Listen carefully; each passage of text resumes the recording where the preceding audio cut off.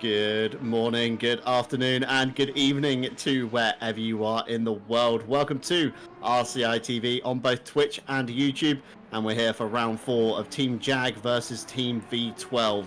Circuit Zolder in Belgium welcomes us today, built in 1963 and hosting a number of events across the years, from Formula 1 to Champ Car, FIA GT, Formula 3, World Touring Car, NASCAR, Whelen Euro Series, and of course the original Blancpain Sprint Series as well.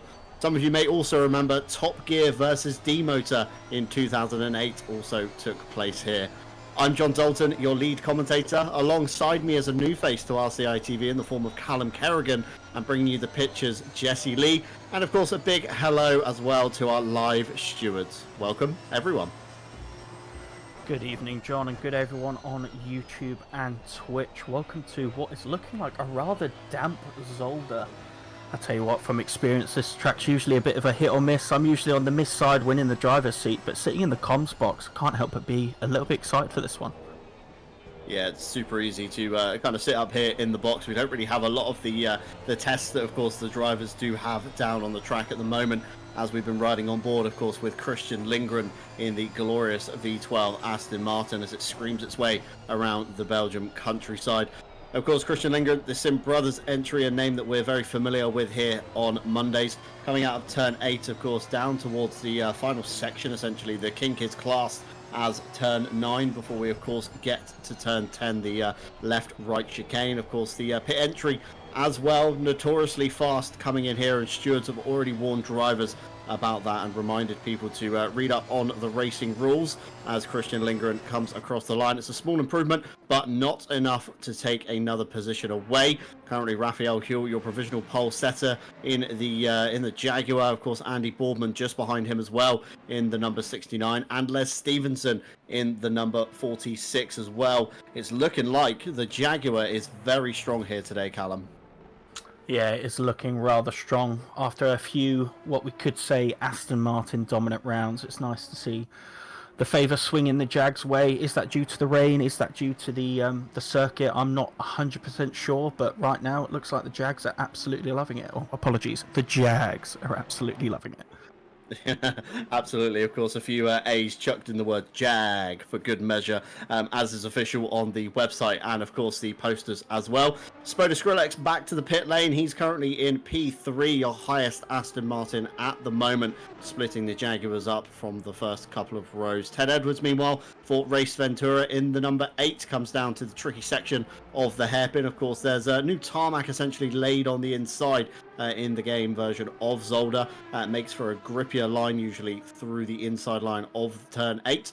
Comes down towards the chicane. Of course, got to nail your braking point too late and you find yourself in the pit lane, and too early you're going to absolutely hemorrhage time. Be careful on the inside curbs.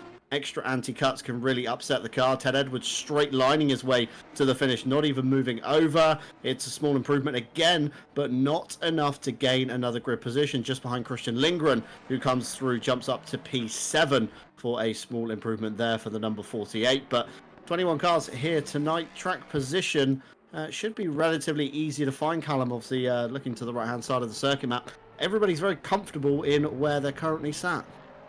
Yeah, track position is absolutely vital, and what I will just say is that little tip you've given me there at Zolder is definitely definitely going to be helping me out on my next journey to this circuit. But track position, absolutely essential here at Zolder. Not often a place which is easy to overtake, but I think with the natural differences in the attributes this car has, I think we're in for some decent racing here today. Yeah, it should net some very good racing indeed here at Zolder. Of course, the Jaguar, the much more kind of corner efficient car, should we say, that we've seen obviously across the season. But the Aston, of course, with the 12 cylinders of fury, an absolute kind of monster. Once it gets singing along the straights, it really does close up that gap very well indeed. But of course, Zolder, not many kind of power sections as such. There's not an awful lot of long straights for it to really exercise its legs, which means, of course, the Jaguar will be more kind of effective in the twisty stuff around here. Marco Fucuscio there, jumping over the curb, settling himself nicely for a run towards the line. I think it's going to hemorrhage him a little bit too much time. Across the line he goes. It's a small improvement again, closes him up to the back of Mike Redford just ahead, but again, not enough to take another position away. And of course, it seems like a lot of drivers here at the moment, Callum, are improving. However, they're not improving enough to be able to jump their rivals, as Jordan Daly nearly overcooks the last chicane in front of Yao Manzo. Yeah, it's so hard to gain time in these conditions. One lap you could be finding all the grip, and then the next it feels completely different. Jordan Daly coming through, still holding his P11 spot. Looks like he's on another flying lap. Not sure who went off in the background. Going through to Neil Pimblott. Oh, you just see how he's hitting that second part of that chicane there. Car is not happy through that section at all. But a big shout out from me to the pink livery. Yeah, a bit of a fan of the Laria colours, should we say, Callum there. Of course, Neil Pimblott, in maybe one of the brightest cars we have on the grid tonight, should certainly make for seeing him through the drizzle much easier. Just over 6 minutes left on the clock at the top, and it seems like Raphael Huell is currently your strongest driver with a 1 minute 32.860 to his name at the top. Andy Boardman currently sat in the pit lane, just leaving now for a final stab at it. Of course, with an outlap, a few fast laps should settle him nicely to the checkered flag. He's currently sat on a 133.460, so a rather large gap for Raphael Huell as Neil Pimblott comes out of the last turn, begins his run to the line. Looks like he's going to be setting himself up for another run. To the line he goes. A small improvement, jumps 2 positions up ahead of Redford and Fukushio. So a good gain there for the number 151. Of course, Yao Manzo towards the top of the board as well, followed very closely by Spoda, Skrillex, Les Stevenson, and Rybecki, and Adam Romaniuk, all within a stone's throw of them as well. Kevin Boss across the line, not enough to improve on his best lap last time by. We then got Christian Lindgren, Matthew Malcolm, and Ted Edwards all inside your top 10, just over a second covering the top 10. And of course, Callum, in these conditions, the smallest of mistakes can really cause you the biggest of losses. Absolutely, that small back end loss is going to lose you an exponential amount of time on the small straights that we have here, and just hemorrhage mountains and mountains of time. I'm looking at that time up the top of the sheet, John. 0.6 ahead of P2. That's an absolute monster lap from Huell. Yeah, Huell's time really quite commanding, should we say, currently in the Jaaag.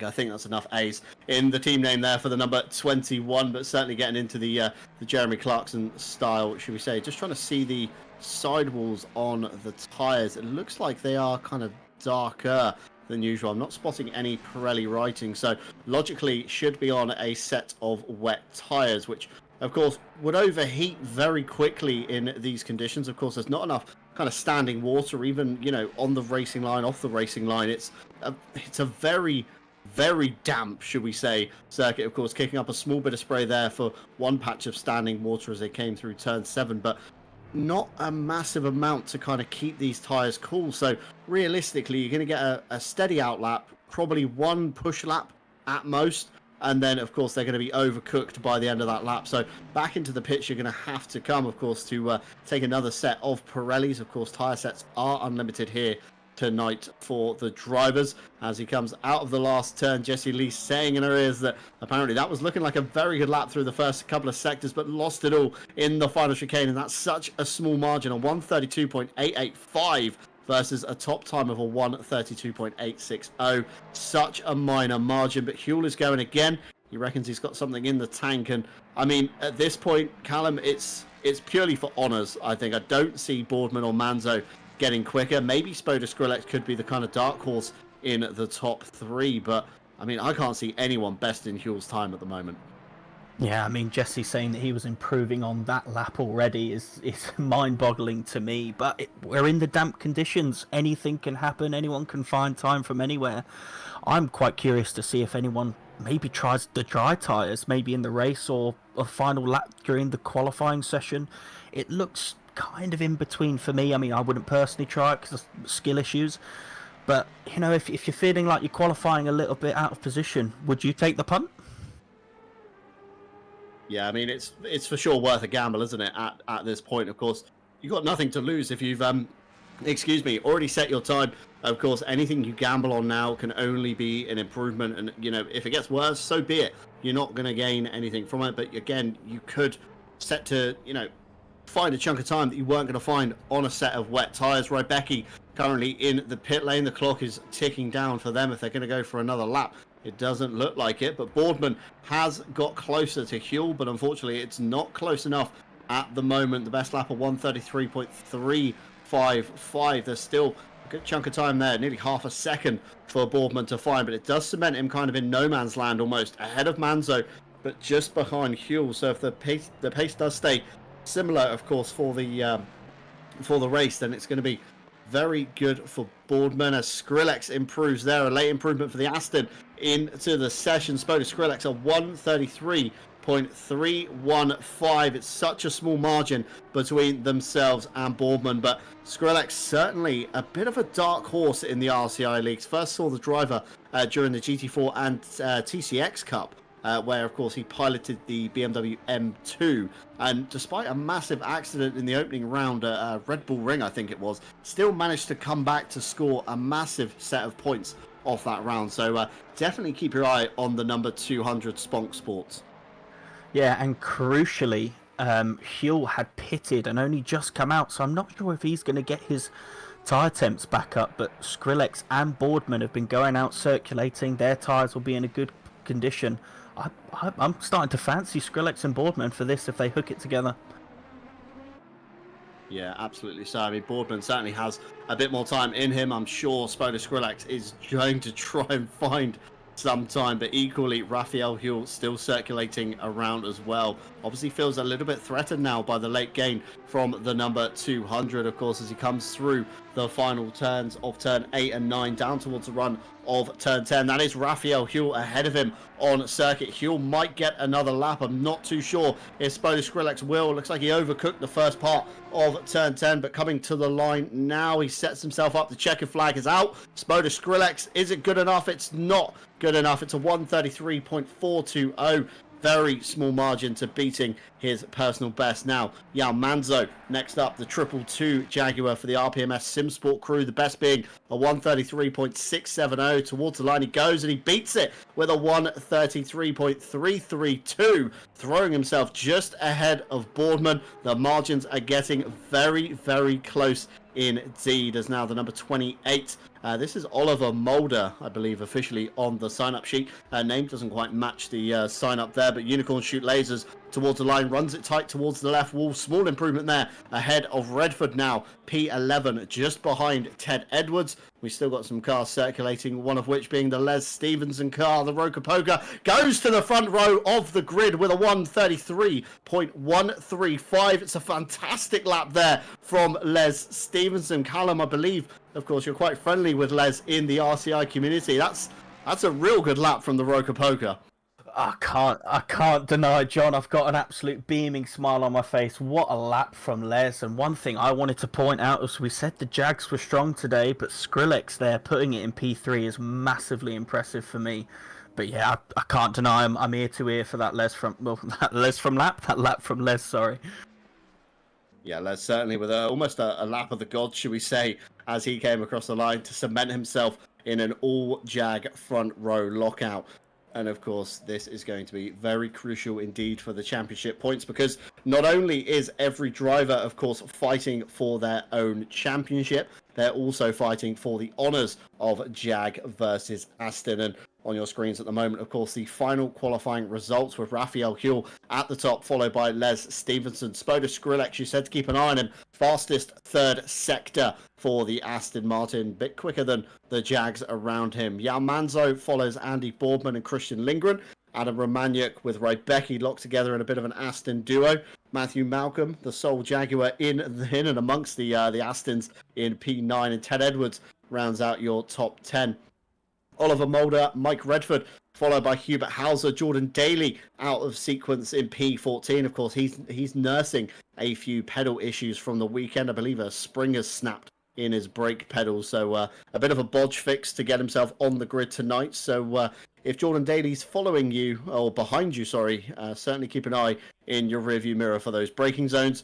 Richard Withell, followed by Jackson, Boss, Byron, Withell, Pimlott for Cuscio, and of course our very own event admin for Mondays, Tim Ireland at the back of the grid in probably the most stylish car of course, with the silk cut livery for Tim on that one. But certainly looks very competitive. Of course, the Jaguars netting, or going to be hopefully netting, a good haul of points from today. Of course, we do have the championship standings queued up in the wings, ready to go for you guys, so you can see how it lies. Of course, we do have a split between the manufacturers.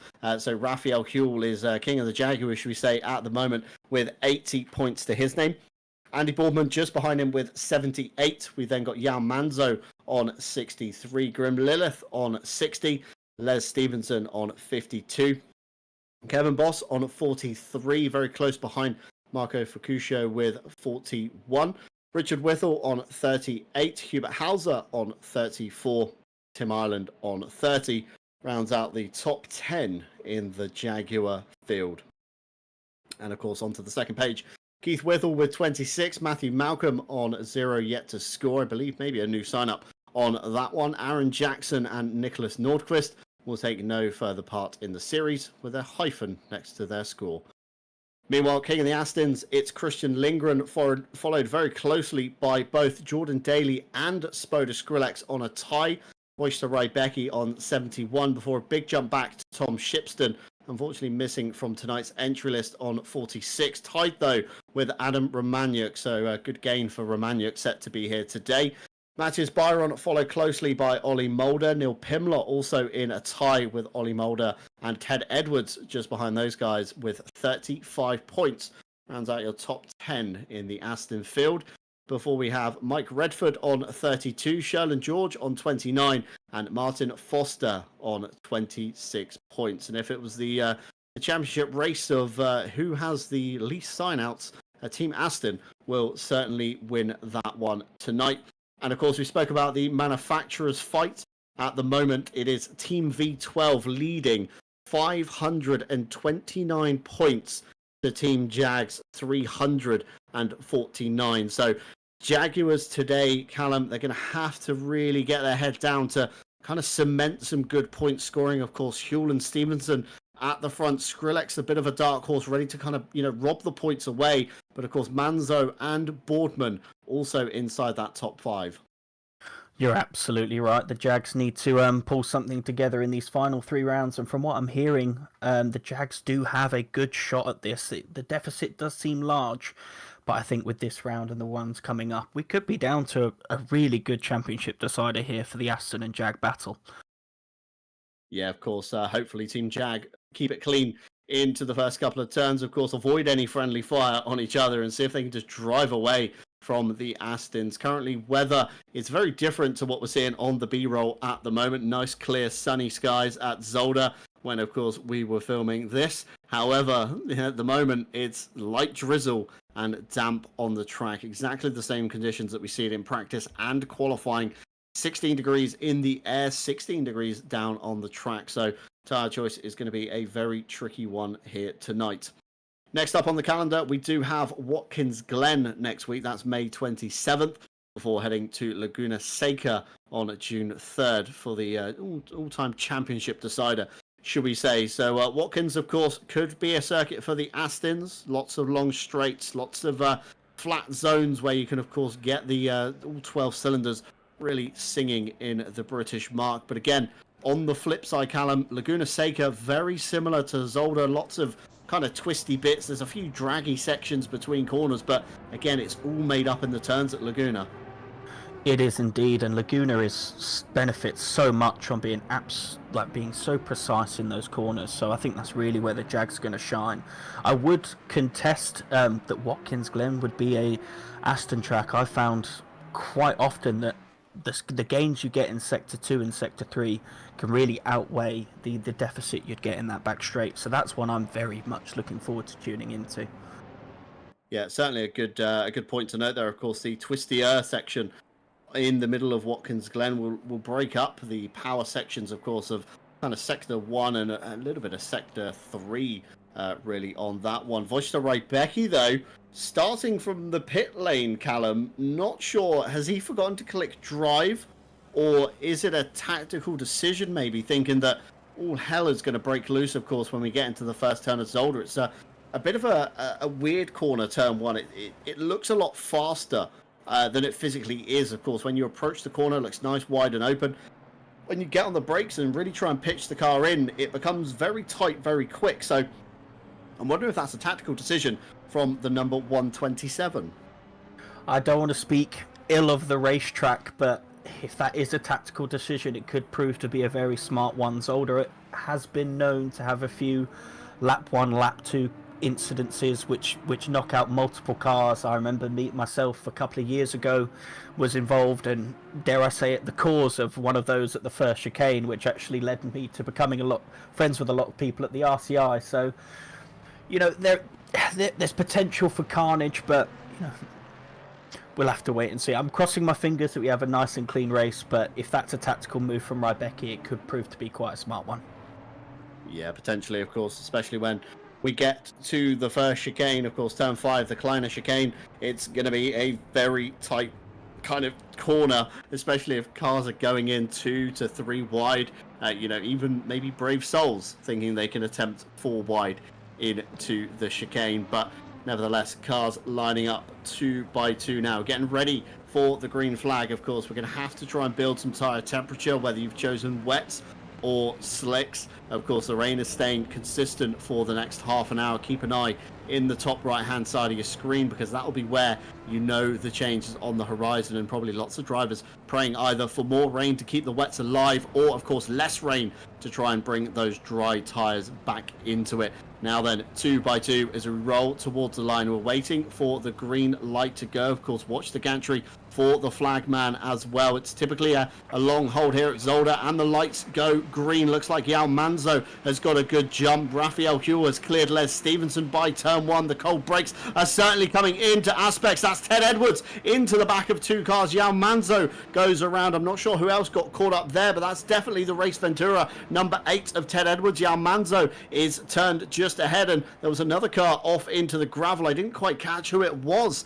Just trying to work out, maybe 199 we're being told in our ears there. So that's a very bad start for Matthew Malcolm as well, and it looked like Ted Edwards' pedal just failed into turn 1. We were mentioning about Jordan Daly's pedal, but a hip and shoulder check there, and suddenly the brakes definitely not being pushed hard enough. Christian Lindgren being the car that I spotted off into the gravel, and Ted Edwards, the number 8, being deemed your race leader at the moment. Of course, that is a timing bug before we all head through the first sector, and other than the big first turn, it looks relatively simple. Of course, Rybecki in the number 127, maybe a very sensible move there, Callum. Maybe hindsight was a wonderful thing in that case, as Rybecki comes onto the back of the field. Christian Lindgren trying to get through Keith Whittle. I think this is the number 157. Lindgren is definitely the faster car coming through the back end of the section. Of course, the Jaguar could, in theory, prevail in these scenarios. It looks like Whittle has gone a little bit too deep into turn 8. That's going to give the old switcheroo back to Christian Lindgren. The 12 cylinders of fury firing up as he drags himself down to turn 10. But other than the big one, Callum, that looked relatively clean, touch wood. Exactly that, and wow, what a big one it was. Exactly what you said, John. That first corner, it seems quicker, but it just tightens up on you in an absolute flash. Quite excited for Rybecki and Lindgren, obviously not for the incidents, but it looks like they're going to be fighting and crawling through the field. Oh, massive accident there as he just clips the rear end of the number 79. Not sure who that was there, so maybe so that was Daly going into the number 79. Maybe getting a little impatient coming through the field, but let's have a look at this here. 79 just runs out wide. Probably thought he gave him enough room, but didn't in the end. That's going to be one for the stewards to look at for sure.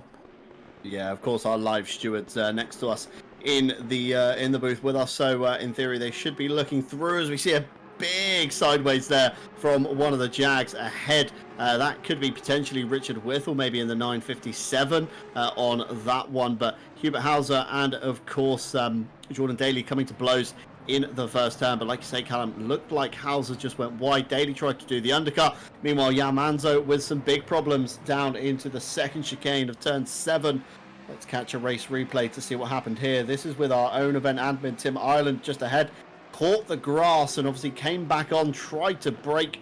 Of course, with the wet grass, the wet track and ABS, it's not a great recipe. And managing to rejoin there, just out of shot of Fukusho, just ahead of him actually, as Rybecki now begins to latch on to the back of the field. And meanwhile, Ted Edwards has gone excursioning. Looks very odd through the pit lane there on the number 8. He's come down the pit lane, but not sure why, because the pit window is of course not open yet. So maybe Ted deeming that the damage from the turn 1 incident couldn't see himself through to the pit window that is about to open. Of course, Adam Romaniuk and Andy Boardman both side by side. Boardman with a big slide there. That's going to hamper progress, and that allows Adam Romaniuk up the inside in the number 29 on to the bottom step of the podium. So that makes 2 Astons in the top 3. Could this just be a race of consistency, maybe, Callum? Are the Jaags, you know, a little bit more erratic, but the Astons a little bit smoother to drive? And that could be the secret behind today's race as we catch another race replay. This is Les Stevenson and Andy Boardman through the chicane. Of course, 2 into 1 doesn't go. Andy Boardman with the hip and shoulder onto Les. Les takes to the gravel, comes back on relatively unfazed, although big momentum loss and a few positions down as well. Yeah, I did spot Les dropping down the order there. Naturally, being one of my friends in this league, and wasn't too sure what happened, but just like that, we saw a little shoulder check from Boardman, him taking the gravel, losing massive amounts of time. And I just want to say quickly, massive 5 points to Boardman for that drift there in turn 3. That was well held from him.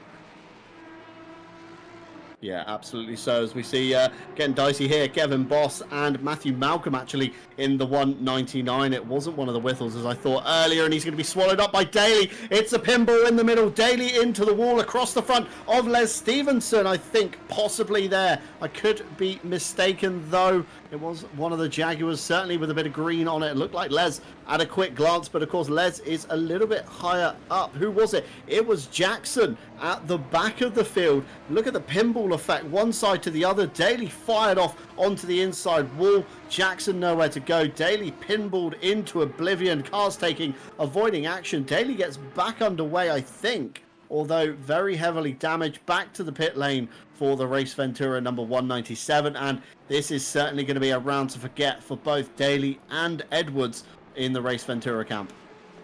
Yes, it is indeed. I do fear that may be a retirement from Daly with the issues he's been having with his pedals. Maybe he calls it a day there. Hopefully he hasn't had any further damage, but well held on the brakes there to avoid any further drama. God, this has been rather action-packed so far, John. We're only 6 minutes in. Yeah, we're 6 minutes in and everybody's racing like there's 6 minutes to go. Of course, 22 cars on the grid. I was kind of expecting it to be certainly a little bit more calmer, should we say, of course, than the cast your mind back, anybody that was here for the Ginetta GT4, the one make series, when we did the 2 30-minute sprint races, and all hell broke loose in both races, and a record number of stewards reports and stewards working late into the night after that race. I was certainly expecting it to be a lot calmer. There was a lot less cars than there was back in the Ginetta days, but certainly as much action. So stewards going to be frantically scribbling, going through replays, of course, looking at telemetry's inputs, where the cars have been positioned in relation to previous laps. Was it a late break? Was it an early break?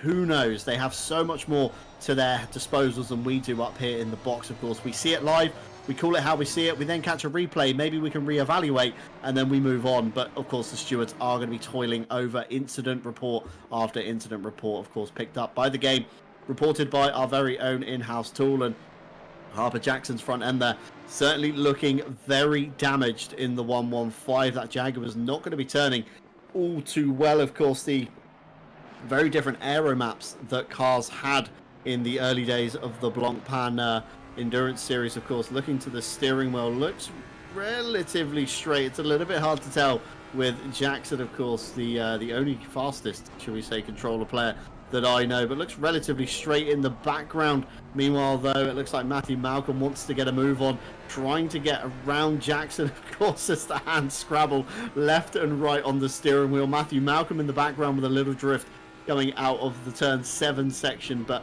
you know, it's one of those things, isn't it? It's just so hard to drive these cars at the best of times, let alone when we have, of course, the damage levels that we're seeing at the moment. And we had a brief look there. Yao Manzo appears to have retired from the race and will take no further part. So 22 cars become 21. Jesse Lee thinks he might have seen something on a replay. Let's have a look down into the turn 7 section, up the inside, and I'm not sure what happened there. That's some funky ACC physics if ever I've seen them in my days. Looks like the cars almost got glued together, Callum, like you'd see in kind of Beam NG, and the one car got kind of fired to the right, and Manzo, I think, just called it a day, especially after the rotten turn 1 that he's had. Yeah, I mean, I know we're all friends here and racing and having fun, but it does seem like they just wanted to give each other a little bit of a hug there, maybe in support, but it didn't end well in the end. We've got a move here. K-Boss on Withel, or holding on the inside. It's going to be hard to get around there. See if they get through the chicane unscathed.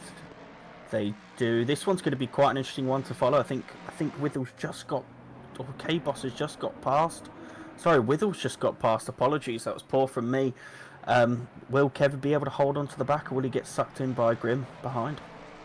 Yeah, a little bit tricky up here in the box. Of course, all the liveries looking relatively the same on these Jaags. You do really have to kind of pay attention to figure out who is who. But yeah, Richard Withel ahead of Kevin Boss there. And of course, we do have a decision from the stewards on the lap 1 incident as Ted Edwards takes the rallycross line through the final chicane. So lap 1, turn 1, involving the number 8, the 48, and the 222. It's a stop go 10, sorry, for the car number 8 as we catch a race replay here. Look to the right hand side of the screen. Of course, Ted Edwards firing himself through, not only collecting Christian Lindgren, but equally collecting Jan Manzo, and then of course parking both cars sideways, across the racing line, resulting in a multi-car takeout. It was a racing incident for the other contacts in the same incident, shall we say.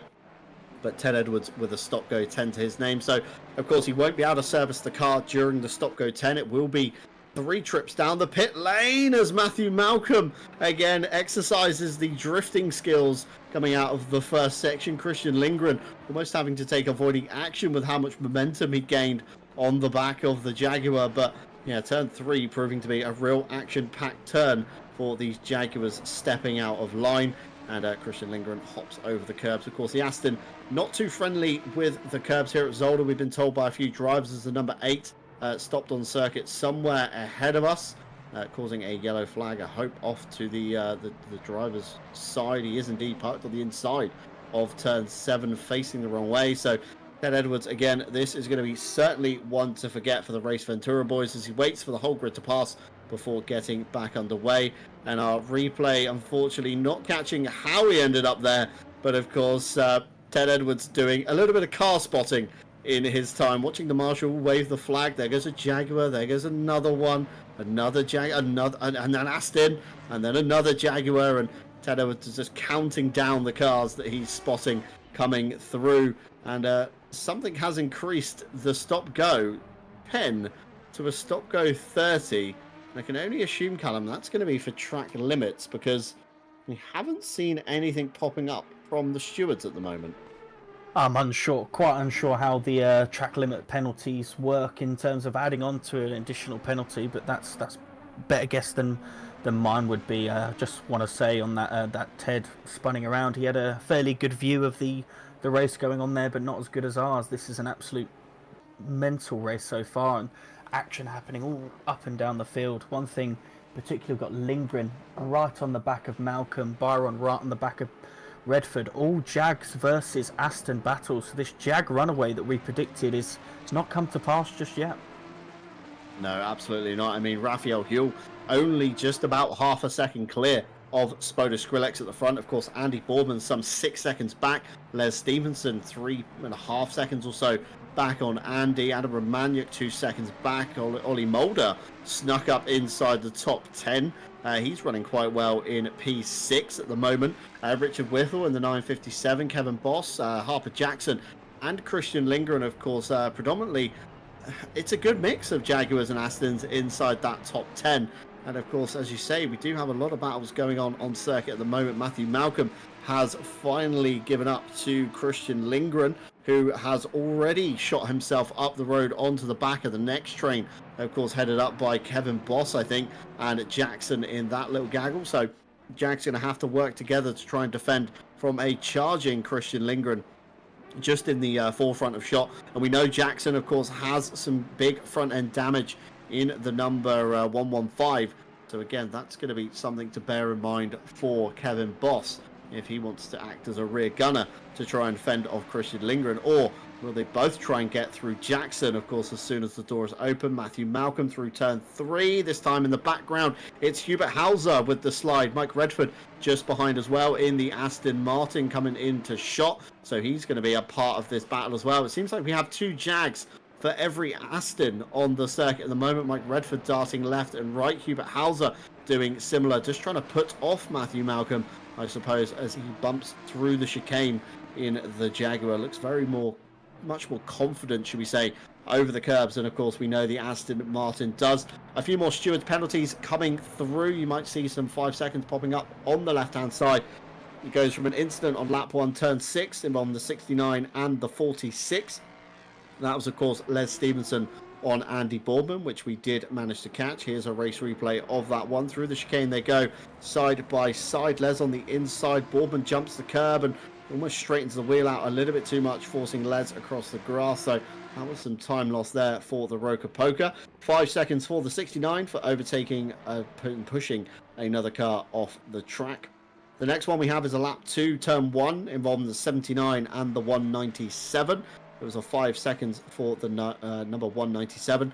Overtake with contact, position not given back. That was, of course, Jordan Daly, I believe, on that one. Daly has retired since, which, of course, is why we cannot see the further 5 seconds on the side. We then have a couple of racing incidences between the 69, the 29, the 222 and the 141.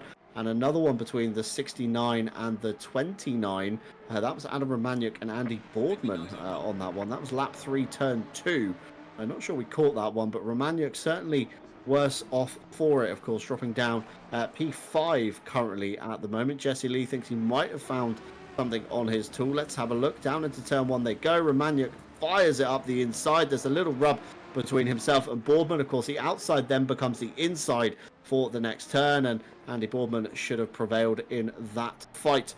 Pit window is open, Callum. Of course, 30 minutes to go roughly for that one. Of course, all drivers have to do is come down the pit lane, drop in a litre of fuel, and away they go again. But strategy being a little bit more open for this series. Of course, you can elect to do the old half and half. You can elect to minimise your time on pit lane just by dropping in the 1 litre. And equally, tyre choice completely up to the drivers. And of course, the track hasn't evolved from damp. It doesn't look like much spray or moisture is on the circuit. So will anyone be brave enough to take the dry tyres as we see a car fire themselves down pit lane? That's Harper Jackson in the number 115. We're going to have to play a game of spotting the sidewalls today. And Matthew Malcolm in the 199 also comes down the pit lane. Yeah, you're absolutely right, John. Now that the pit window's open, the race really starts opening up. I'm really intrigued as to if anyone does take that dry tyre, who wants to gamble. It does seem like you're going to be sliding regardless, as we've seen evidenced by the amount of sliding we've seen on turn 3. Also, for people like Lindgren fighting through the field, Rybecki, who we know's got a lot of pace, do they want to go for the early pit stop and undercut as many people as they can to get as far up the field as far up the field in the end of the race?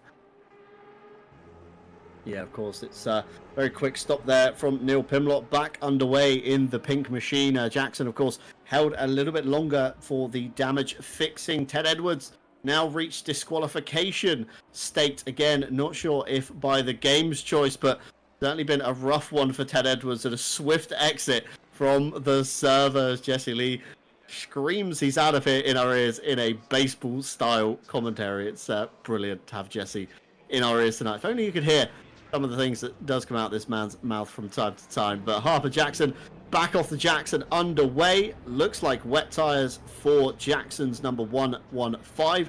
Of course, Matthew Malcolm has cleared their stop, along with Neil Pimlott as well. Christian Lindgren onto the back of Kevin Boss. Meanwhile, of course, we saw him on the back of the train that was beginning to form, and Kevin Boss is going to have to be all elbows out here for the charging Swede. Of course, he wants to get back through the field, back to closer to where he started and tucking in behind the Jaaag, seeing if he can maximize the slipstream at all on Kevin Boss's number 31. A much tighter line from Lindgren, but Boss, of course, blocks off the exit, blocks the momentum for the kind of old up and under into turn 2, and Christian Lindgren just holds station, probably sizing up Boss at this point, probably trying to work out where he's weaker, where he's stronger, and where that V12 will certainly be a lot better than the Jaguar. And of course, down into the chicane could be a very brave move if there's enough speed, but I don't think the straight is long enough between the corners to really exercise the legs of that V12. It's looking quite fair at the moment, but Lindgren with the big send over the curbs. It catches Kevin Boss out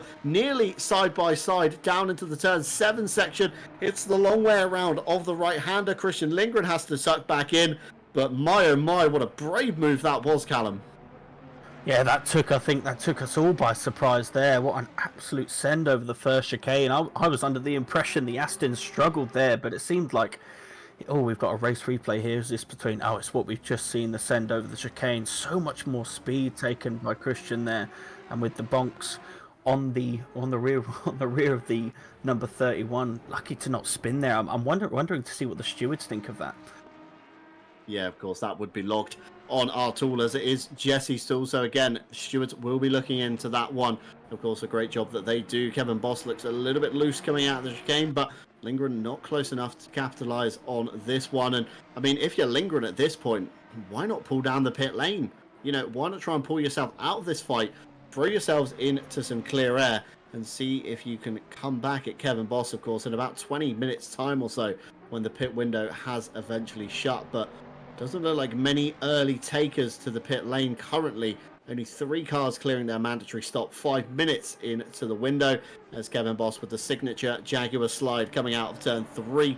Every single Jag getting very loose coming through turn 3. I wonder if somebody can make us a compilation of maybe every Jaguar drift that we've had in the race from a fixed camera. I feel like that would be very amusing to watch back. I'm just envisioning now the Tokyo Drift song as we just get multiple Jags drifting through that turn 3. Now, let me tell you one thing about this battle. I've been in many a fights with Kevin Boss in my time sim racing, and he is one of the hardest people to pass on this racetrack, without a doubt. He makes every car as wide as it can possibly be, and I agree with you, John. If I was Christian here, I would have pitted straight away as soon as the pit window opened. Here we've got a little bit of Kevin's classic defense, little bit of barging there on the rear end again. He just can't quite get away past, and that's because, oh, and he's done it. No, we didn't see it as we were just watching the replay. It looked like he came at the hairpin. Kevin trying to have a little go back, but now I do fear that the Aston with its legs will just drive away. Here is the replay. So it is just coming into the hairpin. Does he make the dive? He does. He licked the stab. Kevin gives him an acre of room there, and with the legs of the Aston, he just drives away. Brilliant battle to watch.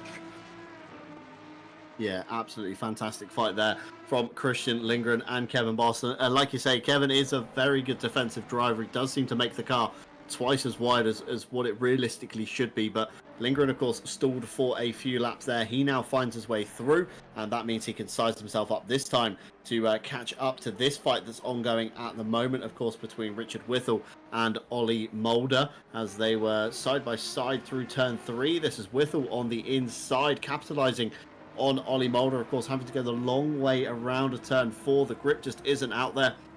The much tighter line prevailing there for Richard Whittle in the 957. So, in theory, providing Oliver Mulder doesn't try and have a stab at it, that should allow Richard Whittle away towards Adam Romaniuk.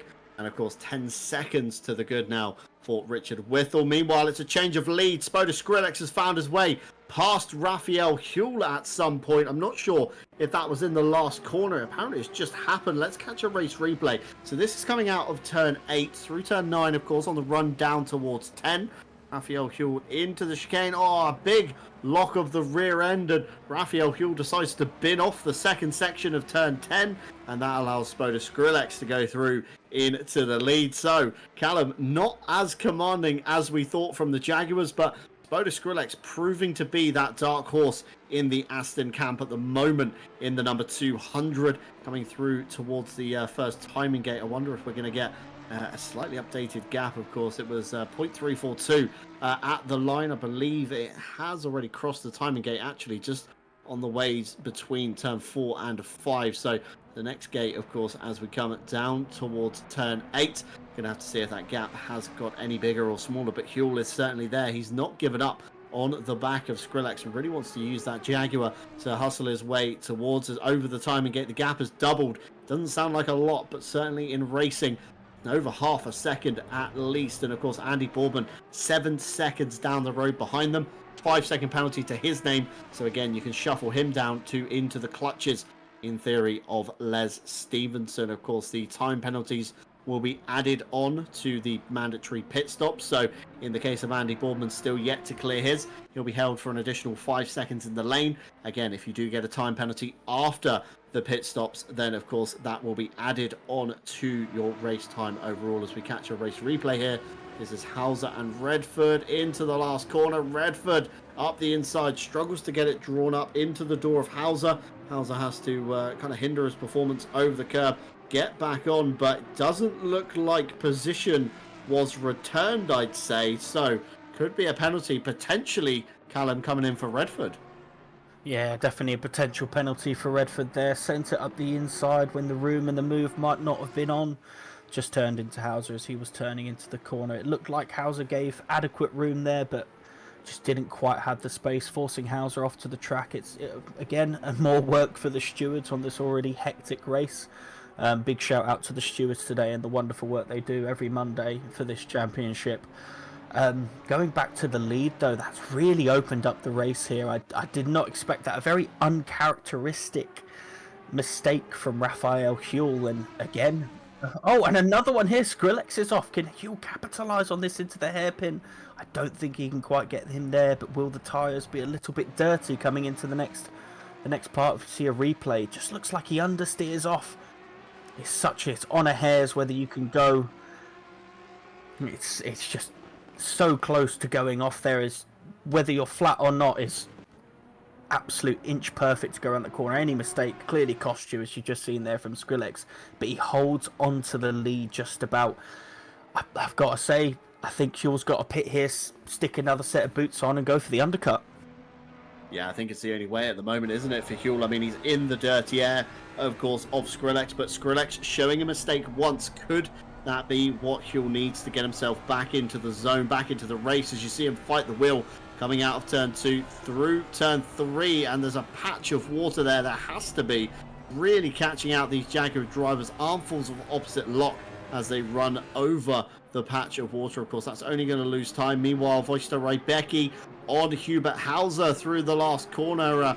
Looks like possibly Rybecki trying to get past Hauser, although it almost looked like Hauser was almost getting past Rybecki. The number 127 into the first corner has a bit of a look. It's enough to put Hauser off, but equally the grip isn't there for the number 127. Side by side they go into turn 2. Rybecki is going to have to go the long way around, and Hauser isn't as far over to the right as he thought. There's contact. Rybecki goes out wide. The gap opens up again. A flash of the lights from Rybecki says, I'm not too happy about what just happened there, or maybe it's an apologetic flash. Who really knows at this point? But Rybecki tucking into the back of Hauser, looking to go up the inside into the chicane. There isn't an overlap. Could Rybecki be a bit braver on the brakes? He's not. He thinks better of it. Pulls back in line, jumps over the first curb, misses the second. But you can see how much stronger the Jaguar is through that chicane. Much more settled. Manages to pull out a gap on the way to the turn 7 section.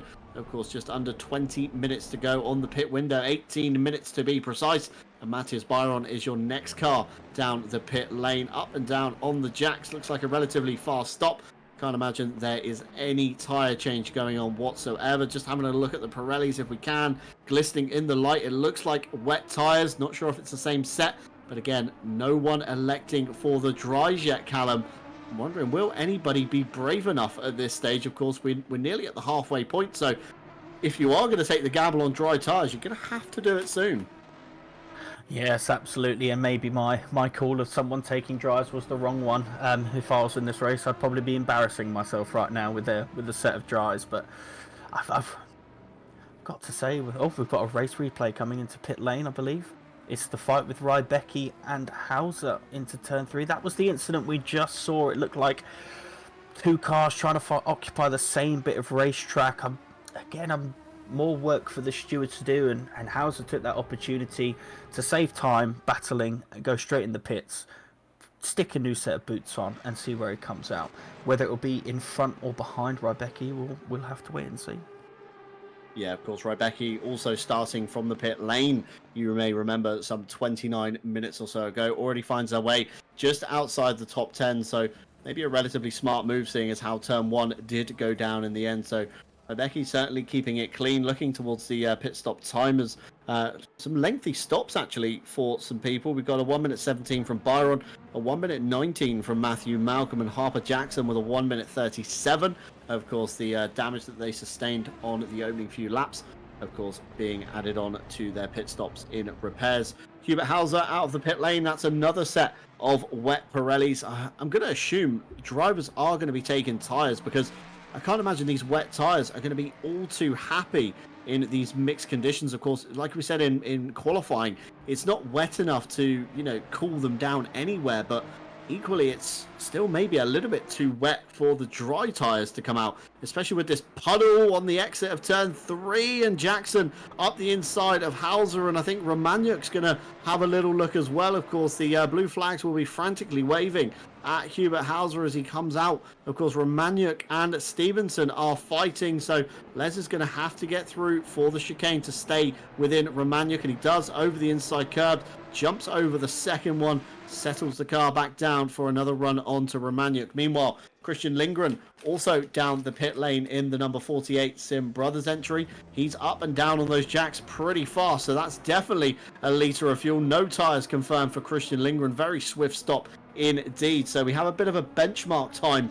of drivers not taking tyres or a massive amount of fuel, and that benchmark is just under 51 seconds. That was a 50.797. That's measured from pit in to pit out. That's including the pit stop as well. So we've been told on our ears, Pimlott and Lindgren confirmed as no tyres. So we have a bit of a benchmark of where drivers sit. So now we can have something to compare to. Of course, Matthew Malcolm with his 1 minute 19. That's definitely going to be a set of tyres on that one. Equally, Byron, Hauser, and of course Jackson would be silly not to take tyres with their lengthy repairs. Rybecki onto the back of Redford. 5-second penalty to Redford. There's been a few handed out recently from our stewards. So I'm going to start from the top here with an incident on lap 4, turn 1. That was involving the number 199, the 31, the 197, and the 115. It was a 10 seconds for the number 31. That's Kevin Boss. The 31 indirectly takes out the number 197 and the 115. We then have a lap 5, turn 10 involving the 157 and the 222 racing incident. Lap 10, turn 1 involving the 79 and the 95. It's a 5 seconds for the 95. That's for an overtake with contact, pushing another car off track position, not returned. We caught this live on the broadcast, and we both said the same thing, didn't we, Callum? That was going to be a penalty no matter how you looked at it. Of course, if Redford surrendered the position back, it might have been a slightly lesser penalty, or maybe even, a racing incident with no penalty given on that one. Meanwhile, lap 12, turn 10 involving the 31 and the 48. And then we have a lap 12, turn 15 involving the 31 and the 48 as well. Both incidents deemed racing incident, minor contact. If you remember, that was Kevin Boss on Christian Lindgren. Meanwhile, it could be friendly fire for the Astids down into turn 7. Redford very heads up driving there. Callum saw Rybecki coming, and I think he straightened that steering wheel right out to avoid any contact. Yes, he did. He almost stopped dead on that first part of the chicane in order to avoid contact there. But Rybecki is looking like he's on an absolute mission right now, trying to fly through the field. The number 20, meanwhile, slow on the track map, displaying a yellow flag a couple of corners ahead here. Coming into turn 4, back to the pit lane for Fukusho. Let's have a look what happened here. He's already turned around. I'll put money on that, Callum, being the puddle on the outside of 3. He's hit that, and he's gone into the Armco on driver's right. I will put money on that right now. I won't take money, but I'll bet 20 chicken nuggets from McDonald's on that one for you, John. That's about a $5, but yeah, I'll take that bet. That's certainly a good bet on that one. Mike Redford, meanwhile, trundles down the pit lane. He's almost in no man's land at the moment. 10 seconds off the back of Rybecki, of course, as Rybecki continued on after their fight. So the number 95 into the pit lane. Looks like a very lengthy hold in comparison to what we saw for Christian Lindgren.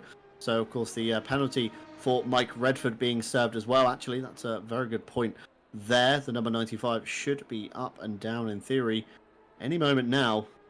This is a very long stop, even considering the 10 seconds there. So, I can only assume Redford is going to be taking a set of tyres. Meanwhile, Andy Boardman, the first of your leaders, shall we say, to come down the pit lane, as we see Raphael Huell there go past on the start-finish straight. 15 seconds. Spoda Skrillex has opened up on a race lead, so has Huell made a mistake somewhere in the lap? Because that is a very big margin to be building up. Wet tyres for Mike Redford as he comes out the lane in the number 95. And again, that's probably going to be a new set of tyres. Les Stevenson down the lane. Meanwhile, of course, just over 10 minutes on this pit window, and it seems like a flurry of cars coming on into the lane. But I'm more curious about the gap between Skrillex and Huell. That has definitely opened up. 15 seconds to the good now as they come through the first timing gate. So something has happened to Huell. We're not sure what up here in the box. We're going to have to maybe get a word from Huell afterwards if we could. Of course, Adam Romaniuk gets promoted onto the next step of the podium. But Huell doesn't look too reckless in his driving. The style through the chicane looks very smooth, like always, coming through, of course, the fast, what is normally flat out right-hander after turn 7. A little bit of a wiggle, but again, nothing too major. The car doesn't look damaged, so this is a bit of a peculiar one, Callum. Peculiar indeed, but I did spot just before Boardman went into the pits, he actually passed Huell, so I think there was definitely a mistake along the way, whether that was a similar mistake he made into the final chicane, or if the turn 3 puddle claimed another victim, we'll say. I'm unsure, but he's just coming into the pits now. Does he take tyres, does he not? So I'm feeling another nugget bet on this one. Is that how we're... I think that's how we're going to be betting this race through. Absolutely, with absolutely. Portions of chicken nuggets. This can get very expensive for one of us. Rybecki with a stop-go 30. That's going to be for speeding in the pit lane. I'm not seeing anything on the steward's decision, and Connection Loss Racing certainly going to be kicking themselves right now as Adam Romaniuk goes through. Excuse me, just ahead there. That's your current P2 car. Of course, Rybecki down in P12. So certainly traffic playing a part in this race. But stop go 30 at this circuit, that's going to lose you a big chunk of time. And it looks like another set of wets, I would say, as they come out of the pits. No tyres for Huell. So trying to recuperate some of the time loss on Skrillex. A very fast stop from Raphael Huell. 48.8 from pit in to pit out makes him currently the fastest pit stopper on the board. Yeah, no tyres for Huell, and I do think that was probably... Oh, big mistake from Tim Ireland in the pits. Just proves that on this damp racetrack, no one is safe at anywhere on the circuit. Feeling bad for him there. Feeling bad for Tim there, but I'm sure he'll repair the damage and get back out on circuit. Other things that I've noticed lingering in the pits has John Stevenson. K-Boss has dropped massively from that 10-second penalty, but we know he's got the pace, so I'm expecting him to fly through the field as well. Rybecki, we did say he was driving with a little bit of rage today. That's probably what caused his stop-go 30, just missed his marks. Wondering where he comes out after that stop-go 30 and whether he'll be on another mission going forward as well, making some more overtakes for us. And Fisciuto just got a DT, so I can imagine that's for track limits, which, if I'm being honest, I'm surprised we haven't seen more of those. I'll race at least 3 DTs on a Zolder race in an hour in the dry, let alone in the wet, so massive kudos to all the drivers here for keeping it relatively clean in terms of track limits. Couldn't agree with you more there, Callum. It is a bit of a track limit circuit, especially with the chicanes, and Tim Ireland I was going to say he missed the pit limiter after his spin. He drove over the line, then engaged the pit limiter. So stop go 30 for Tim Ireland as well. So he's going to be making another trip down the pit lane. And Jesse Lee certainly catching Tim at the wrong time as he came into the pit lane. Rybecki, of course, in. He's going to be serving his stop go 30. And very early on the limiter was Rybecki. The hazards came on way before the pit entry board line, essentially, as we see this is Hauser on Pimlott. This is coming through turn 5, I believe, into 6, and then of course breaking into the 7 section. And it's so awkward, isn't it, when you're on the inside line of 7? You have to get the car drawn up immensely because you don't really have the overrun to open up the corner.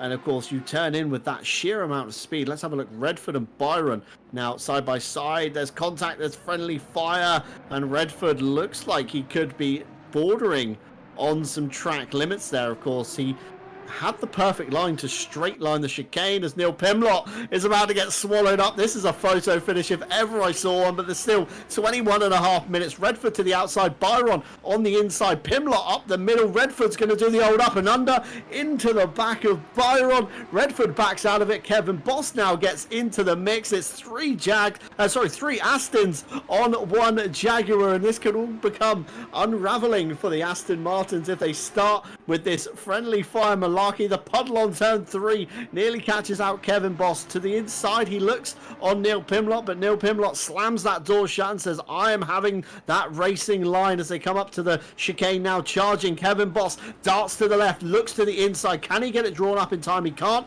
Pulls back across to cover off Redford, and it will be line of stern through the chicane. But my oh my, how exciting was that? And in the mix, Matthew Malcolm in the number 199 has picked up a drive-through penalty. God, John, I'm surprised you even have oxygen in your lungs after that. What an absolute hectic set of corners. Kevin Boss there watching 3 wide, probably licking his lips, and now he's capitalising on it. Capitalising on a slow Neil Pimlott, maybe struggling because he didn't take tyres, looking round the outside of the hairpin. Would he go for the switcheroo? Benefiting on that Jag cornering speed. I'm not sure if he'll get the legs into the final chicane, but he's darting around, trying to find the room wherever he can, all while defending from Mike Redford. This is extraordinary bit of racing. Yeah, this is fantastic racing at the moment as they come through the last chicane. Kevin Boss now gets the run on Neil Pimlott, but he's going to have to go the long way around for turn 1, and he's already cleared him before the braking zone. Pimlott slots back in and brakes, and Redford gets caught out by that into the back of the Aston Martin. It's friendly fire galore down at turn 1. Redford on Pimlott. That's going to be some big damage to the back of Pimlott's Aston, and equally some big damage to the splitter of Redford. Let's ride on board. This is actually on Redford, not Pimlott. Pimlott's the car ahead. He kind of pulls across to the right and brakes, and I don't think Redford was maybe expecting him to brake that early or maybe be that cautious into turn 1, but just look at the gap Kevin Boss has now. He is sailing away towards the back of Byron. He's absolutely loving life at the moment. He's just capitalized off all the Astons basically fighting each other and gifting him a handful of positions. I did say K-Boss would be fast in this second stint. Absolutely agree with you there, John, on that incident between Redford and Pimlott. It just looked like he didn't anticipate Neil's early braking there and just veering off into the right. We've got a race replay of them coming into the second chicane here. It looks like Redford's got the move done, and he has, but just slightly overcooks it into the first part of the chicane, it looks like. So next who's lining up Pimlott for a move looks like Malcolm, but I'm wondering why Pimblott's just struggling so much here. He's usually one of the quick drivers in the middle of the pack and progressively gets better as the race goes on, but I feel like he's struggling with maybe not taking tyres. So judging by that, it looks like the people that have done the full pit stop may be in for a shout here. And looking at that, Les, who also took tyres, is half a second off the back of Lindgren. So was tyres the right choice? Yeah, tyres could absolutely be the right choice. Meanwhile, Ollie Mulder comes down the pit lane. He's one of 3 people still left to pit, and with him he brings Marco Fucuscio in the number 20.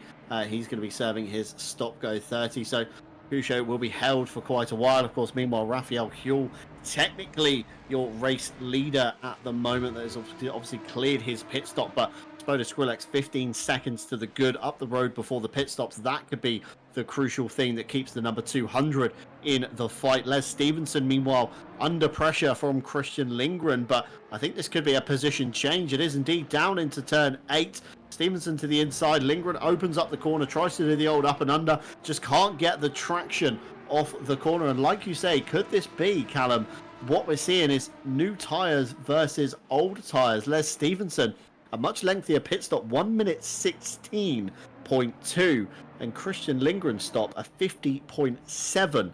So there's definitely a set of tyres in it there for Les, and not so much for Lindgren, which could be why the Jaguar looks so commanding through and off of turn 8. Meanwhile, Spoda Skrillex, one of your last cars down the lane, and with him he brings Adam Romaniuk. Both drivers having enough to go for another lap, I think, on overall timers, but not risking it at the moment. Both of them peeling down the pit lane, and Raphael Huell, of course, this is the man that was in the lead. He made a very fast pit stop, 48.8 seconds, in a bid to try and get back to the front. Spoda Skrillex already down and off the line. It's not even going to be close. Look to the circuit map. The number 200 is your race leader at the moment, and comes back out ahead in the lead as well. As the number 29 of Adam Romaniuk gets off the lane. He's going to be beaten by Raphael Huell. No surprise there. Through turn 1 goes Huell into 2, and Romaniuk's not even off the limiter yet. And the number 69, this could be very close actually between Andy Boardman and Adam Romaniuk as they come out, but I think Boardman has already gone through turn 2. He has indeed. So Romaniuk will slot out in P4. Andy Boardman to the bottom step of the podium. And of course, Raphael Huell up into second. Spoda Skrillex keeps the lead after the round of pit stops. So all he's got to do this time, Callum, is keep it very clean, because we saw the mistake he made earlier, nearly having contact at this very section. Of course, came out of the flat out right-hander a little bit too wide, nearly grazed down the tyre wall. And of course, that's not what we want to see. But 15 seconds to the good is Spoda Skrillex from Raphael Huell. Andy Boardman 6.5 back. Adam Romaniuk 6 seconds back. Les Stevenson 12.2 seconds back. So Les is looking very solid for a P5. And of course, Christian Lindgren 4.6 seconds behind already. That's within 1 lap near enough that Les has pulled out that gap. So that's a crazy margin for old versus new tyres. Yeah, it's looking like the new tyre runners are absolutely flying at the minute. Whether they'll gain the net loss they gained from putting those tyres on remains to be seen. Huell is 15 seconds back. That probably gives Skrillex just that little bit of comfort to go, actually, I'm going to take it back a notch and just drive to the finish, keep it within the right lines. Right now we've got K-Boss on the back of Byron. Let's see if he's been able to make a move. He's been slowly gaining and progressing on him throughout the past few laps. Let's see if that turning capability of the Jag will get him closer into the second and third stints. Maybe utilise a mistake from Byron. I'm unsure whether who's on fresh, who's on old tyres, but it's looking like K-Boss has the pace right now. Yeah, I assume looking at those pit stop timers, it was both new tyres for the cars on your screen at the moment. Kevin Boss with a 1 minute 31 from pit in to pit out, and then Matthias Byron, the next car up the road, 1 minute 17. So Byron's looking like a much more solid stop. Of course, Kevin Boss did have the time penalty to his name, so that'll be why the stop was a little bit longer, but both cars on a fresh set of Pirelli, so they work together. Callum, they should be able to catch the next few cars in line. Of course, Hubert Hauser being one of them, Harper Jackson just ahead, and Richard Whittle as well. But you know, it's Jag versus Aston. Are they going to work together? As we see on your screens, Whittle and Ollie Mulder down into the chicane, and Whittle very sensibly not trying to put 2 into 1, and Mulder will keep P7, the number 28, but coming under pressure from the Jaguar. But back to the original point, are they going to work together? Team Jag versus Team Aston? It's surely every man for themselves at the moment. Judging by the looks of it, he's got past. We just missed it. But it looks like he might... Oh, here we go. We've got a race replay. It looks like we've got the move. Kevin coming into T2, I believe. A little bit of a tap here, but he makes the move stick. Does he get that T3 slide? Oh, minus points for Kev for no T3 slide. I didn't see it there. Judging people on their drifting skills, it should be a bonus point round. Certainly so. Kevin Boss there making, I would say, light work of Matthias Byram, but a little jump over the curb. There was a little bit of contact, but very minor in the grand scheme of things. Of course, just looking to the Jaaag versus Team V12 chat, there's an apology from Ted Edwards. Apparently his game was stuttering at the beginning of the race. Mike Redford also complaining of stutters when he joined the server, but again, computer restart for Mike Redford fixed his, but Ted Edwards there with some unexpected stutters into turn 1. Daly, I won't read his response, but it's a slow clapping gif. He's not best pleased with how that one went, so fingers crossed. Oh no, that's the number 79. That's Hauser. Hubert Hauser round at the last corner. The number 79 is parked sideways on the kind of exit, a little bit off the racing line, and that's Matthew Malcolm coming through the rallycross line in the background as well. Let's have a race replay. What happened to Hauser? He's all alone coming into turn 10. Getting a bit dicey towards the white line, just a bit over the curb. I was expecting it to be unfortunate. I was expecting it to be a jump on the power and round he goes, but nearly rolls into Kevin Boss, who takes avoiding action up the inside, of course, rather than going around the long way. Not sure where, of course, Matthew Malcolm then came into it, coming across the grass. Just ahead, I think, of your race leader, Spoda Skrillex in the background here. That is not what Skrillex wants to see right now. Cars in the middle of the track while he's has such a commanding lead. It's so unfortunate for Hauser. They're botting him out in the final corner, but it has to be said, well avoided for the drivers behind. And he held the brakes, made sure that he didn't make any unpredicted movements to make sure it wasn't any further carnage, but really unfortunate for him. It looks like he's picked up a 5-second penalty as well, and judging by the steward's box, that's for 2 warnings in one race, which ultimately equates to a 5-second penalty. So what has been a brilliant race for him so far, sitting there in the top 10, has started to fall apart here in the closing moments. But hopefully he'll be able to pick himself up and get back to chasing Malcolm. Yeah, it's going to be a bit of a mental reset for the last 10 minutes for Hubert Hauser, if he can, of course, get onto the back of Malcolm and reclaim one of those positions. But again, going to have to reclaim it and then some with the 5-second penalty. It's going to be a very big ask from Hauser. Of course, while the action, I want to say, has died down, because as soon as I say this and try and get into something else, it all begins to kick off again. The website, of course, racerci.com, has all of our events on. The calendar looking slightly quiet this week, with Wednesday continuing the Sprint Championship Season 1. We're heading to Imola for round 2. Jordan Daly leading Marco Badowski and Raphael Huell in Pro. Meanwhile, it's Nicole Fox leading Ollie Mulder from Martin Foster in Silver. And Kyle Army was certainly around to forget for myself. Let's just say it was akin almost to Jordan Daly's performance tonight. Just didn't go well, but we're being told by Jesse this will be broadcast on RCI TV. So if you are looking for some airtime for yourself or friends or partners, you can, of course, jump on into that one. And Saturday this week, as we see Hubert Hauser navigate through turn 2, a little bit confused for Jesse Lee. I'm going to guess it's the puddle of death coming through turn 3. No, it's not. He manages to clear the puddle. Through turn 4 he goes, and Matthew Malcolm is off to the beach on driver's left. Not sure what happened there, but Hubert Hauser, the innocent party there, and managing to gain a position. So Hauser's got to pull out 5 seconds, and he should be clear for a position gain.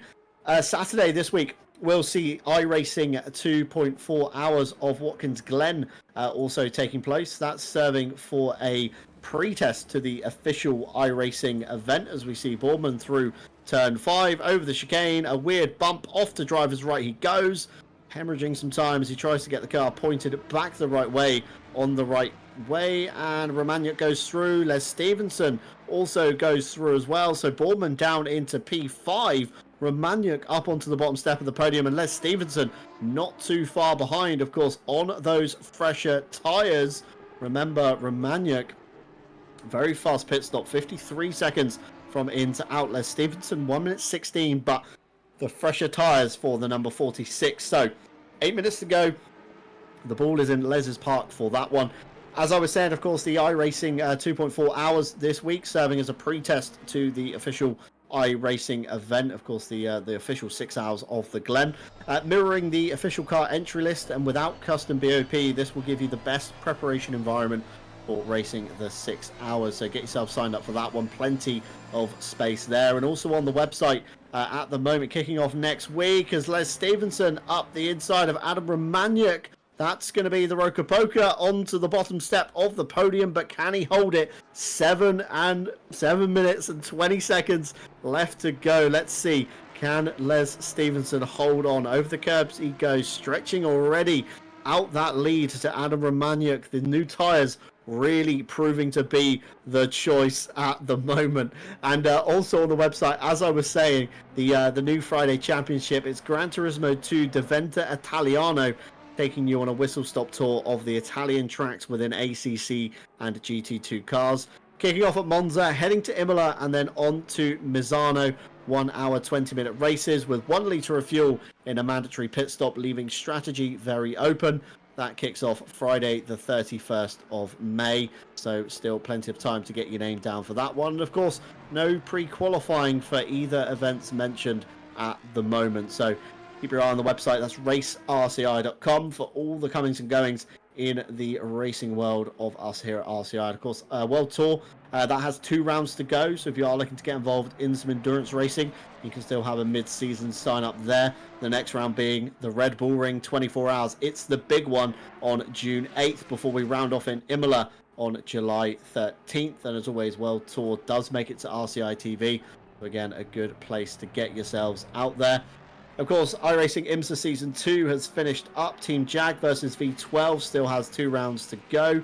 And of course, Wednesday's Sprint Championship has only just begun. So if you are interested in getting involved with us here at RCI, then please do so over on the website. And down below, you can also find all the relevant links to us here at RCI, including Discord, Twitter, Instagram, and Facebook. But Discord certainly being the one you want to get involved in the most. Now, back to tonight, of course, Spoda Skrillex, your race leader by quite a commanding way. The number 21, just about going through the sector timing line. It's 23 seconds roughly on the live delta. And Spoda Skrillex just meeting a little bit of traffic along the way. Going to have to navigate through, of course, Aston Martin being very kind to him. That's Mike Redford on the outside of turn 1. And the only thing Spoda Skrillex has to do is just keep it clean, keep it off the grass, off the curbs, and find his way to victory. Just over 5 minutes to go. But of course, we have got a charging Les Stevenson on the track at the moment. Just looking at the last lap times, Les Stevenson, 1 minute 35.1. Last time by, of course, he's yet to cross the line at the moment. Let's get an update in a second. It was a 1:35.677. Raphael Huell, a 1 minute 38.2. Wow. Can he do it in 4 minutes is the question. It's going to take a big mistake from Huell, but he's already made one so far. Will he make another one, and will Les be able to capitalise on it? It is all heating up here in the last 4 minutes. Skrillex with an absolute commanding lead. What an unbelievable performance from him. Just seems to be constantly gaining time. I spoke earlier about him. He could just take a step back, go 80%, but no, it just seems like he's just gaining, and yet Les on those fresh tyres. What a move into T4. You could just tell that he's just so much more comfortable with the level of grip he has on those fresh rubber.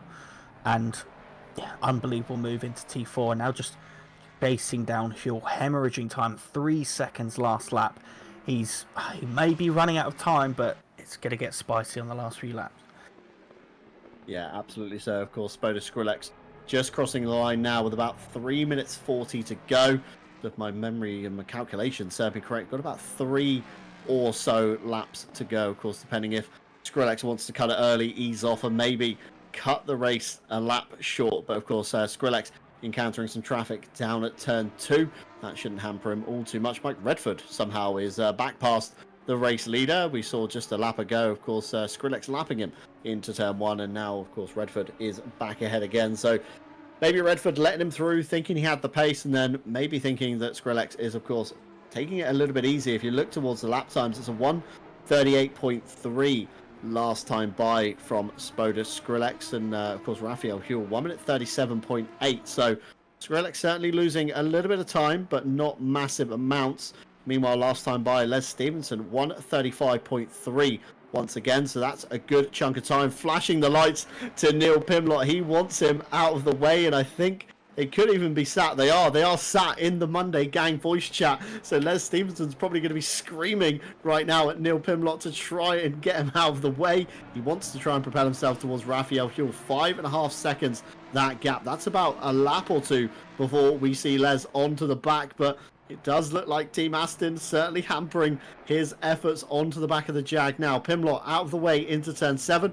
That's going to free Les up this time to try and get towards the back of Huell. Just looking where Skrillex is, I think it is going to be potentially another lap coming through as they go across the line. It's a 2:05, so it's at least 2 more times by. So Les Stevenson is going to be rubbing his hands with glee.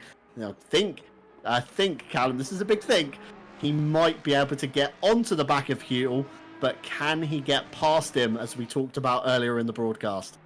Well, we said it's 3 seconds a lap, and with 2 to go, he's within range. But, yep, you're absolutely right. One thing to catch, another to pass. But with every second he's gaining on Huell must be getting a little bit more nervous, maybe making a mistake more or two. Not to mention, Huell is also he's also in that voice chat with Huell, so they're talking to each other, and I can only imagine Les is probably just playing the Jaws theme tune as he slowly chomps his way up to Huell, and in these dying moments, 2 laps to go. It's gonna be very, very close. Going to be very close indeed. Huell is off. Oh my god. Huell is off into the gravel at turn 4. Let's have a race replay to see what's happened, but it's all come unraveling for Huell. We were building it up to be this massive crescendo. Les Stevenson chasing him down, passing him in the dying stages of the race, and it's all been undone by Raphael Huell. That's a tyre let go. I think a tyre has let go on the Jaguar, possibly the left rear. He's turned into turn 4. There's been no rear end grip, Callum. He's gone round in the gravel trap. That wet tyre has given up the ghost, which might explain why Spoda Skrillex suddenly hemorrhaged his lap times down to a 1:38. That's not going to be pretty for the number 21 to try and get to the end. He's going to have to limp it around on a flat. There's going to be 2 laps to go. I think Huell, he's already lost places to Whittle, Boardman and Romaniuk. It's all come unraveling for Team Jaag in the number 21. Wow. He's struggling so hard to keep it on the track after doing so well leading the Jag class, just getting out of the way there. Will he get it back to the pits? He's got to give it a go. Looks like he's going to be calling it a day. Such a shame for Raphael Huell. He had such a brilliant race, and with that tyre bursting, is anyone else's tyre going to go? Or is it just Huell's? Everyone's got to be a little bit scared for anyone that knows that the tyre's gone. But here we have Spoda Skrillex on his final lap, coming through the second chicane now. He's absolutely dominated this race, cruising to the end. We can't deny he's absolutely earned this one, hasn't he? Yeah, a fantastic effort from the number 200 Spunk Sports, of course. We said earlier on in the broadcast between myself and Callum, he's going to be the dark horse in the Aston Martin, and certainly that's what he was in the early stages, keeping Raphael Huell honest all the way until the end. Huell gave it all he got. Unfortunately, it was too much for the wet Pirellis to go.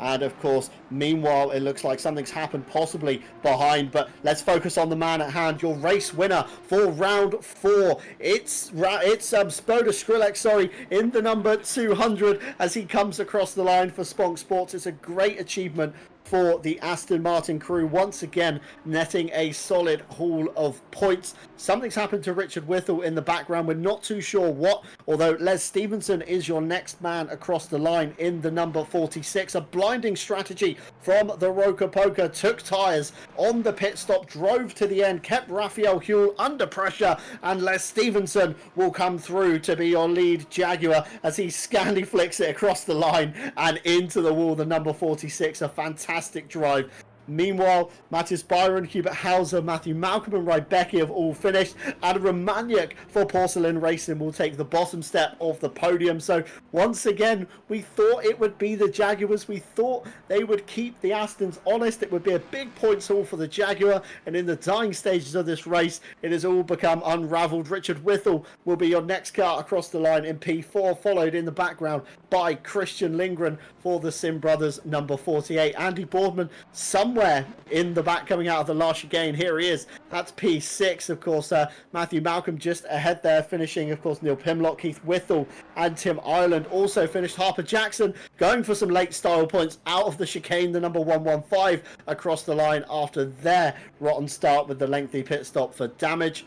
Oliver Mulder and Kevin Boss and Mike Redford, your last three cars in a row here to finish, and Ollie Mulder keeping everybody quite honest in the Aston camp as well, Kevin Boss and Mike Redford. Meanwhile, Raphael Huell, of course, retired back to the pit lane. Very unfortunate indeed. And Marco Fucuscio, let's not forget him, still navigating around the final chicane. Of course, just coming out from the gantry underneath us now to take the checkered flag. There you go on the left-hand side of your screen. But Spoda Skrillex into the pit lane. It's going to be celebrations all round for Spunk Sports tonight. The number 200. What a fantastic drive, Callum. Wow. What a race indeed. And well, yeah, we have to give all the props to Skrillex there. We could almost say Max Verstappen did, didn't he? Once he got the lead, he did not let it go. 28 seconds or 27 seconds to Les Stevenson, who also had an incredible race with an incredible strategy that brought him straight up to the Jaguar lead. But like you said, John, we expected the Jags to be there. We expected a Jag whitewash, but the Astons ever consistent and ever present, coming through P1, P3, P5. This is going to go down to the wire, and I think the Jaguars have a massive mountain to climb into the final two rounds. But what an incredible race.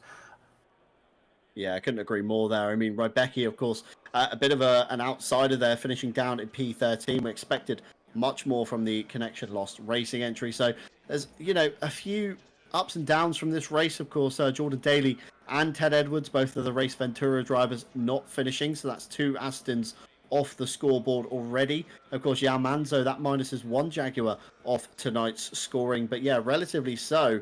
I think the Jaguars are going to have a very big mountain to climb as, of course, we go into the final two rounds. Of course, both of them will be coming at you on RCI TV. Next week, we're, of course, heading to Watkins Glen, where Callum predicts it's going to be a little bit of a cat and mouse game, of course, with the first sector being relatively flat out up to the bus stop. Then the middle sector gets a little bit twisty with the Jaguars. And then, of course, towards the end, the Astons might claw it back with some of the drives off the slower corners. So that's going to be a very interesting one to watch. Laguna Seca, of course, will round out on June 3rd. So again, if you do want to get involved, there's still 2 rounds left. You can still contribute to your favourite manufacturer along the way. So it's going to be an exciting championship, to say the least.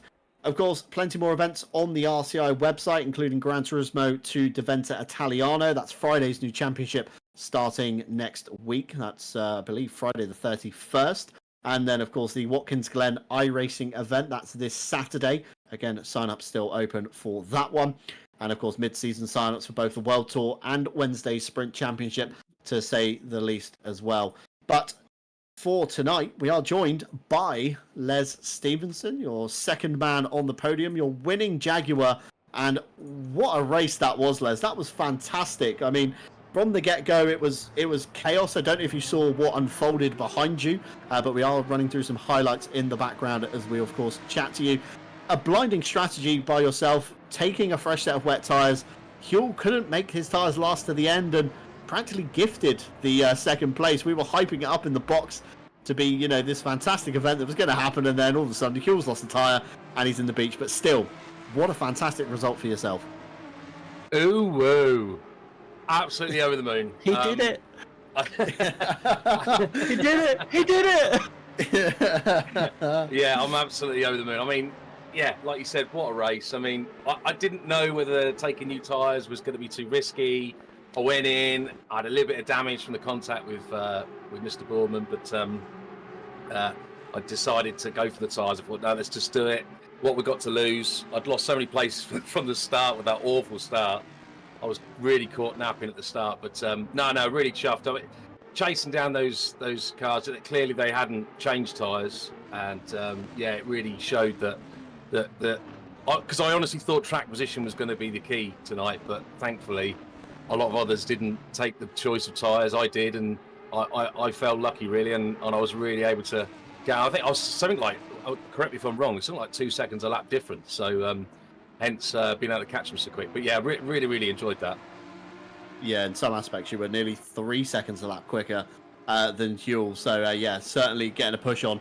At one point during the last dying laps before Huel's tyre let go, you're stuck behind Neil Pimlott, and we all speculated on the broadcast that you're of course all sat in voice chat. Were you screaming at Neil to move out the way? I'm going to be polite. Yeah, no, I wasn't. No,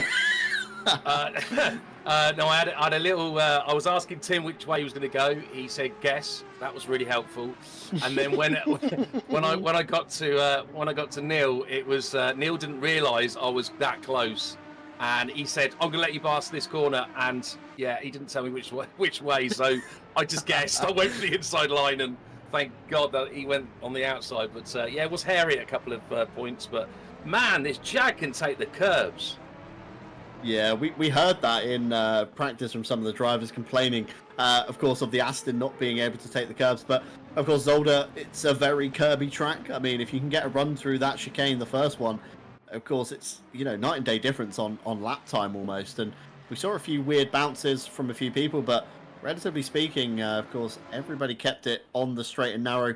One question we did have, we saw a lot of Jaguars coming out of turn 3 sideways. Was there a puddle on the circuit? No, it was just extremely slippery, and to be honest, the TC, the traction control on the Jaguar is not great, and it didn't really seem to matter if you had it in TC1 or TC3. It just slide, and you just had to try and catch it.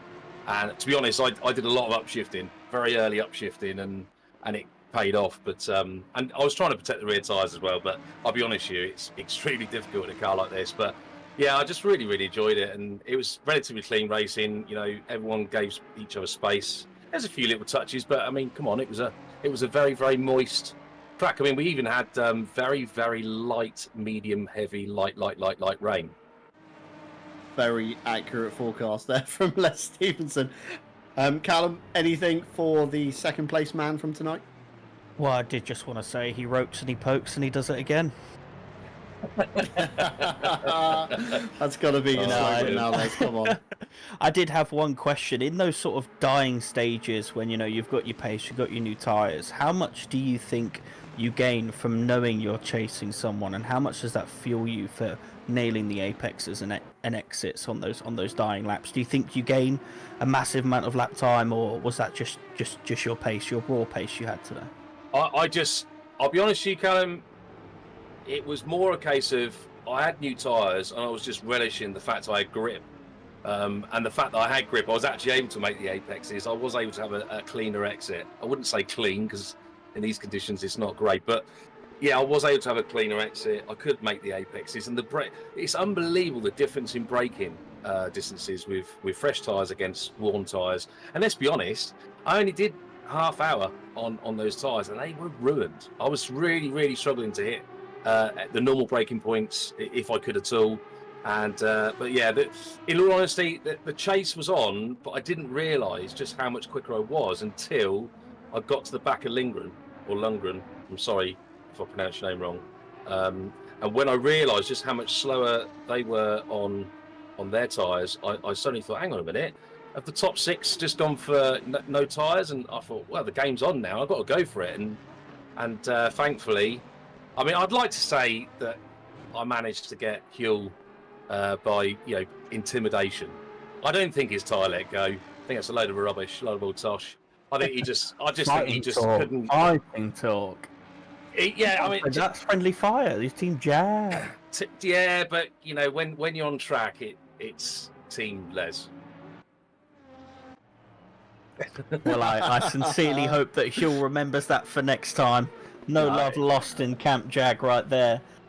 No, thankfully, many might not know, but we do have a voice chat going for the Monday gang, and Huel is part of that, and many others. There was quite a show in there tonight, and it was quite a good laugh. And I thank all those guys for joining me in the voice chat, and we had a good old laugh, like I said, and Huel knows I'm only joking.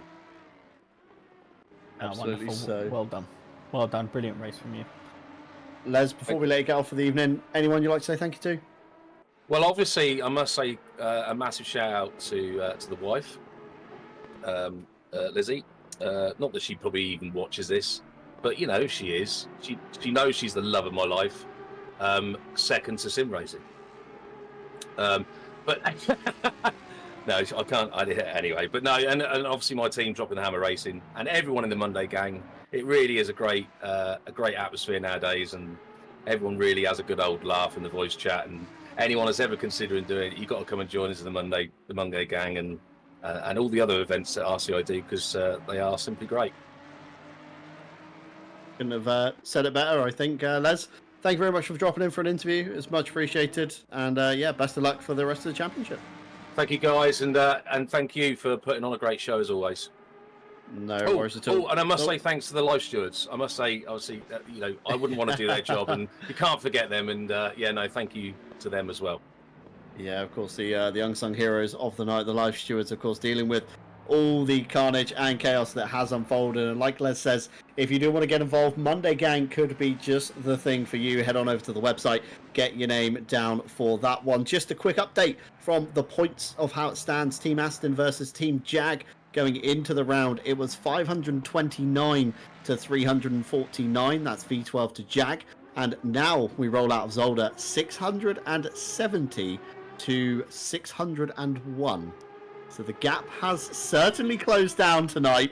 2 rounds to go. It's anybody's manufacturer to play for. So we might start seeing a few more team orders next week between the Astons and the Jaags. You're all going to have to squabble it out amongst yourselves in the championship chat. But for tonight, it is of course time to sign off and say our goodbyes. It's been wonderful having a new face in the box with us tonight in the form of Callum Kerrigan. I think he's done very well for his first event, shall we say, with us here in the box. And of course, if you guys at home want to get involved, you can do so. Head on over to the RCI Discord. You can find a vacancies board where we do, of course, advertise all of our positions. So full training provided. Of course, we won't just throw you in at the deep end. So if you've ever fancied stewarding, commentating, or broadcasting, RCI could be the place for you. But thank you very much, guys, for joining us at home. Whether you've watched, you're watching back, you're lurking, or you're just here for the ride interacting with us, we'd like to thank each and every single one of you. And of course, we are over 4,500 subscribers on YouTube. Thank you very much indeed for that one.